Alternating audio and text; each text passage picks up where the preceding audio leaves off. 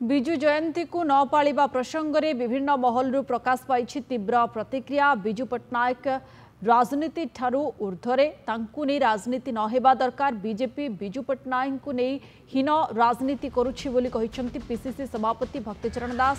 सेहीपरि विजु पट्टनायक को नहीं बीजेपी जो राजनीति करुछि ताहा ग्रहणीय नुहे। बिजु बाबू को लोकों हृदय केही काढ़ी पारिबे नाही बोली कहिसंती वरिष्ठ कांग्रेस नेता जयदेव जेना। विजु बाबू होचंदी ओडिशार स्वाभिमान। प्रथमे जगन्नाथ आमर स्वाभिमान, तापर विजु बाबू जानकी बाबू एमाने गोटे गोटे पिलर थिले ओडिशा पाई। विजु बाबू ना जो पंचायत राज दिवस पालन कर जाउथला ताको परिवर्तन करबा द्वारा सारा ओडिशावासी दुखित।